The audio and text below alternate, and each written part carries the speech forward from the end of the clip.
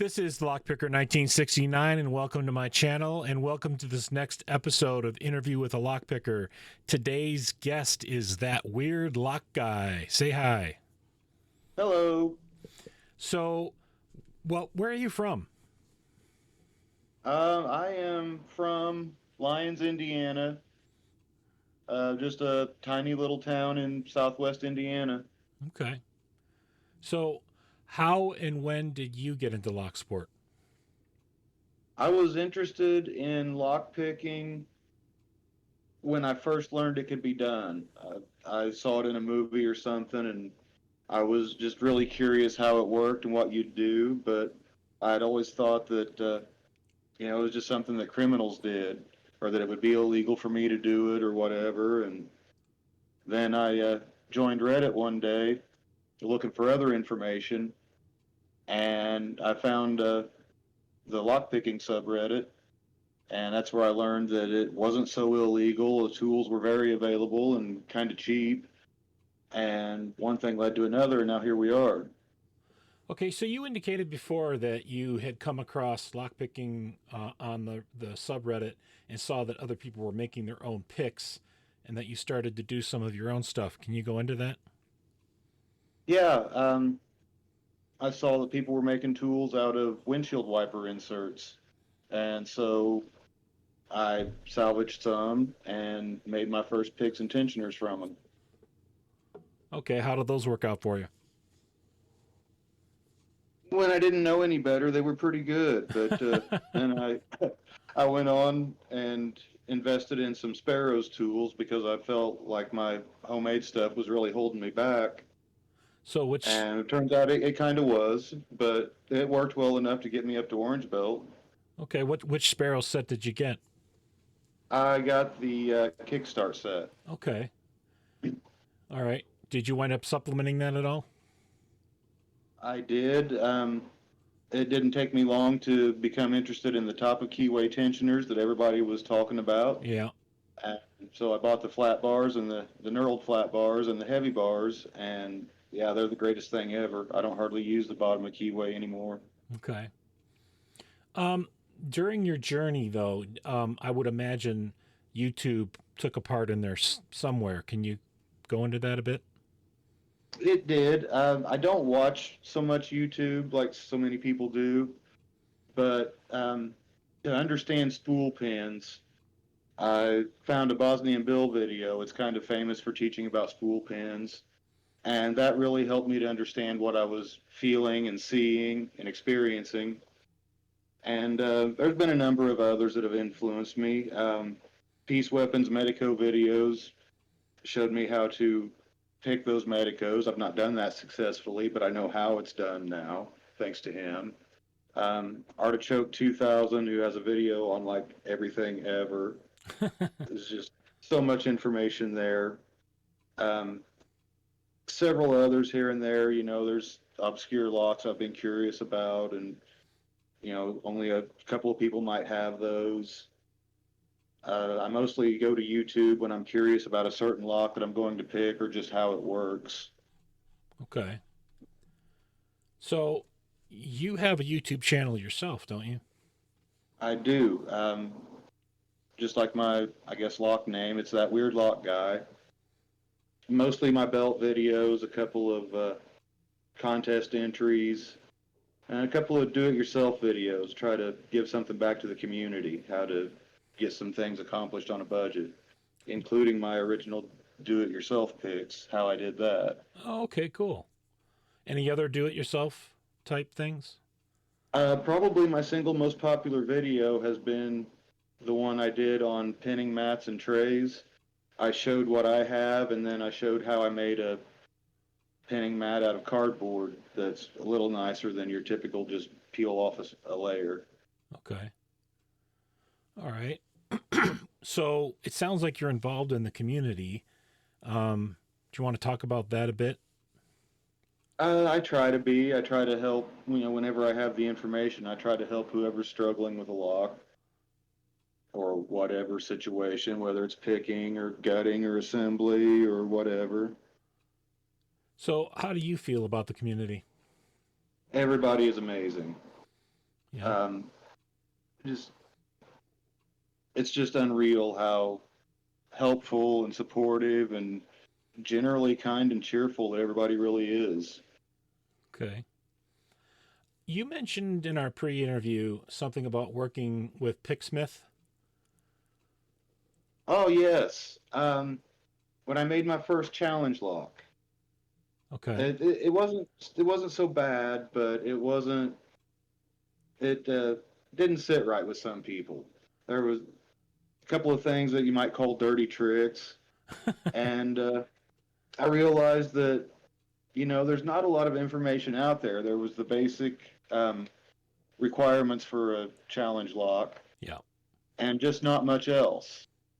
And so I spoke mostly to Discord, somewhat to Reddit, and compiled a list of things that you should and shouldn't do when you're both making a lock and picking a lock.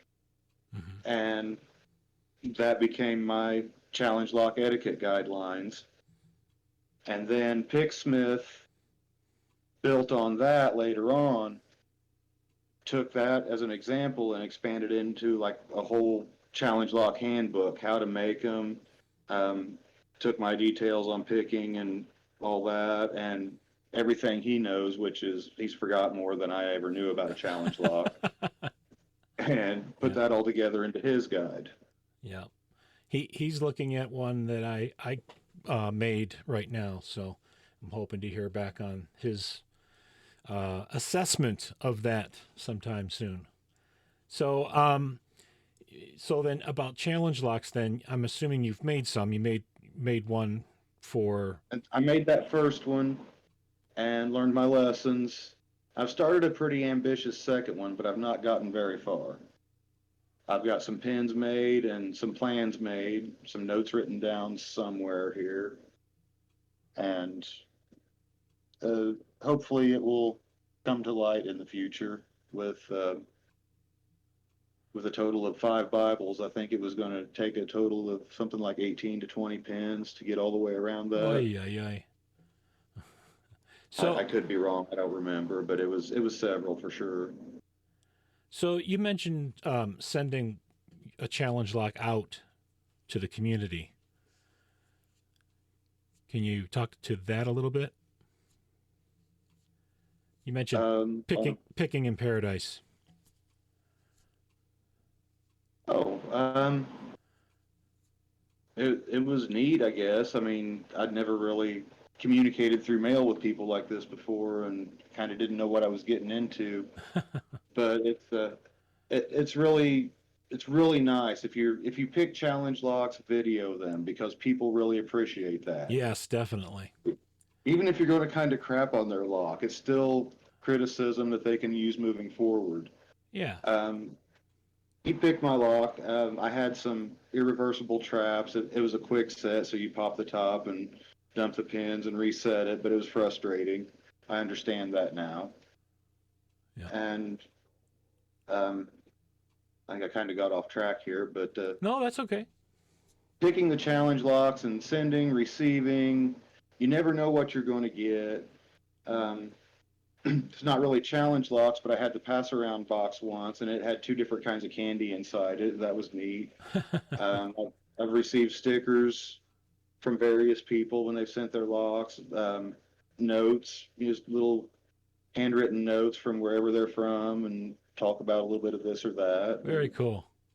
it's really a cool thing. I understand why people enjoy it. It's more than the lock itself. Yes. Well, if you're a challenge lock maker, it's like you're sending one of your children out there. Yes, or an artist, Yep. hanging a painting in a museum or whatever. Yep. Exactly. So Put it out there for everybody to enjoy. then I would imagine if you've gotten into the whole challenge lock thing, you've been pursuing the belt ranking. Yes, I'm currently a purple belt in the LPU rankings. Okay. So what was your journey like getting to purple? Well, it was pretty quick, really, getting up to orange. And then starting at about orange, I have burnt myself out at every level. I just, I decide that I want to get that next belt, and I will work hard on what it takes to achieve that next level. And then when I achieve it, enough for a minute. And a lot of times I take a month or two off and don't even hardly pick a lock, and then I'll get the itch again and start picking. And next thing I know, I get excited about the next belt and overwork myself towards it, and I've gone and done it again.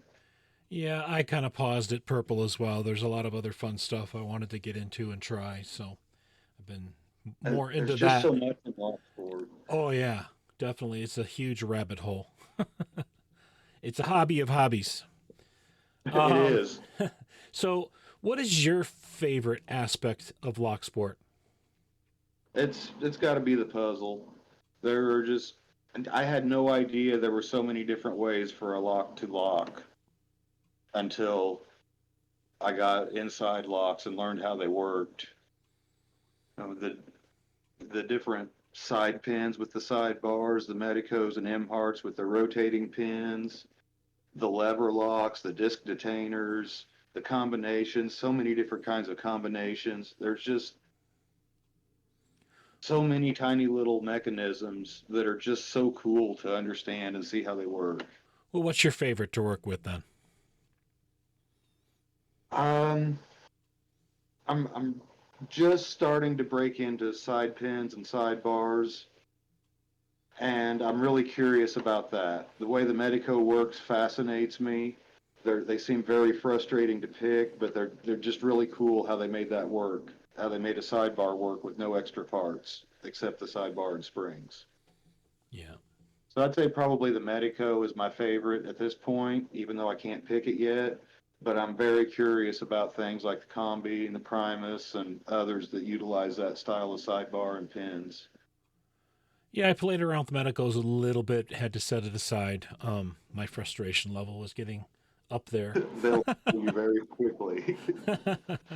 And I'm trying like hell to learn disc detainers, but I'm just not having any forward movement at the moment. So trying to give myself a little break, mental health break with it. Yes. So, Sometimes we pick for mental health, sometimes we stop picking for mental health. yeah, definitely. So, what do you do for a living? I am a line clearance tree trimmer and a professional tree climber. So, My job is tree trimming along the power lines and doing utility maintenance. okay. Well, That includes groundwork, working from an aerial bucket, and even in literally climbing the trees. you must have some funny stories to tell about that.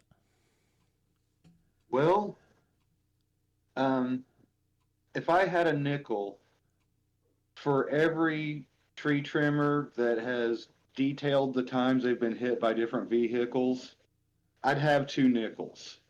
It's not very much, but it's odd that I happened twice. I had both a younger guy around 18 to 20 and an older guy probably in his 50s. I'm 43 myself, so I can call him older.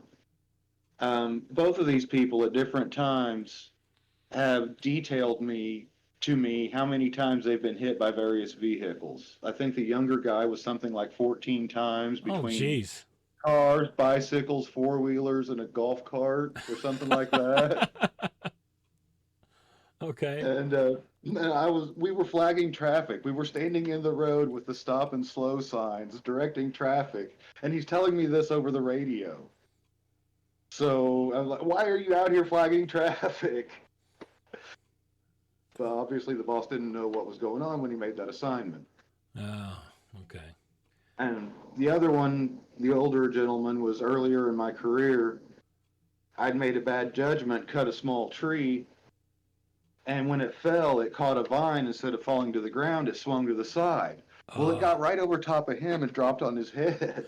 oh no. And He was okay, thankfully, it right? wasn't a very, yeah, because that's how it came about. He came up to me laughing, saying, "You're going to have to hit me a lot harder than that." Started telling me about the 4 or 5 times he'd been hit by cars on the road. Okay. It takes a special breed of people, I think, to trim trees.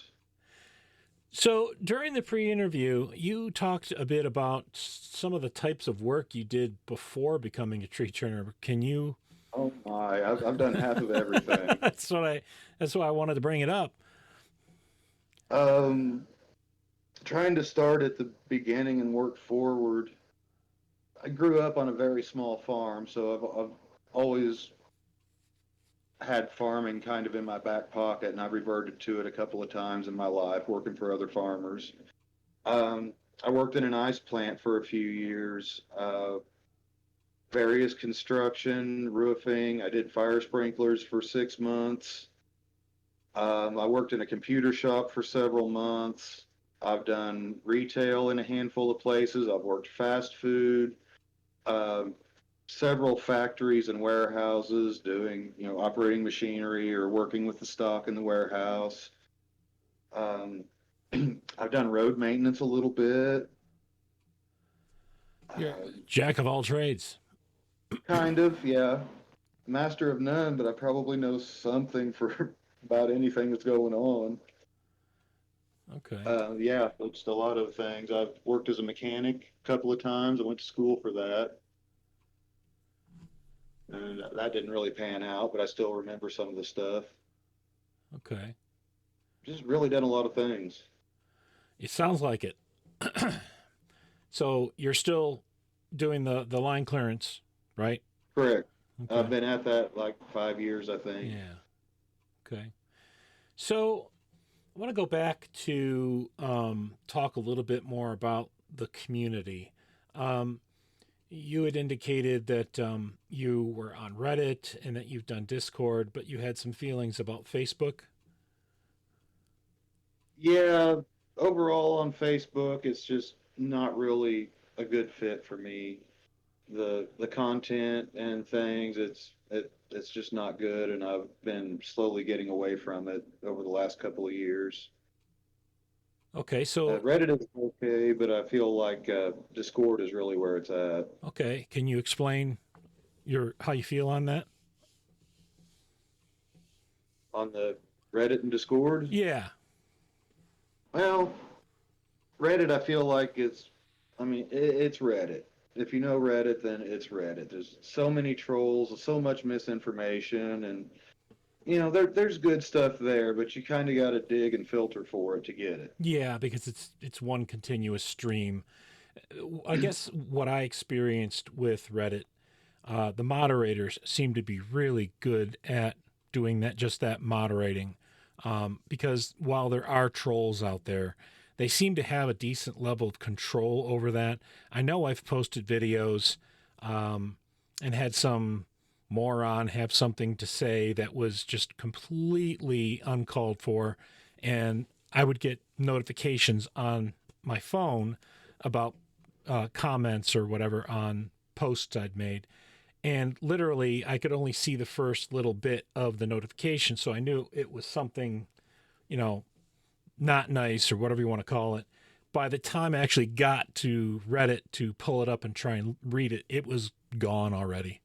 So they do seem to do a pretty decent job of keeping that pretty cleaned up and, dealing with the riffraff. So, They really do. Our moderators are really amazing people. It's the same ones on Reddit and Discord, by the way. okay. Yeah. It's the same people, if you didn't know that. Um, And the really amazing thing is that they moderate Reddit so well while they spend so much time on Discord. yeah. Okay. Um, so before we wrap up, I wanted to ask you, you were talking about how you've been planning for your next challenge lock. Can you talk about that a little bit? I'm a member of the Challenge Lock Lair, which is one of the Discord channels that Yep. deals with challenge locks, or the server, I guess, not a channel, but a server. And I've been lurking there for quite a while and getting ideas and taking what I know of locks and trying to put the two together. And it's going to be a lot of drilling when I go to do this. There's only one factory Bible, and the other four are going to have to be drilled. So I'm hoping I can really hit the marks and come out with something decent. Okay. It's pretty ambitious, but I'm looking forward to really getting a chance to work on it good. Okay. Well, I wish you luck and success. Um, Thank you. you're welcome. So, is there anything you'd like to say to our audience before we wrap up?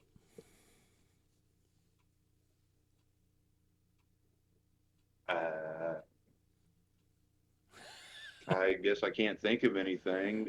Be good. Okay. Be No, good to yourself. Be good to each other. no problem. Yeah, I agree with that wholeheartedly. So I want to thank you for doing this interview. I enjoyed our pre-interview talk as well, quite a bit. Thank you for having me. It's been quite a good time, really. Yeah, hopefully more people will come forward and be interested in being interviewed. I have tried very much to make this as fun of an experience as possible, and make it as smooth as possible for anybody that wanted to take part in it. So, all right. With that being said, uh, if you are a subscriber, thank you. If you are not yet a subscriber, please hit that subscribe button, hit like on the video, and turn on notifications and all so you can be made aware of new content, new interviews, giveaways, and their drawings, as well as my other content. And with that, thank you for listening.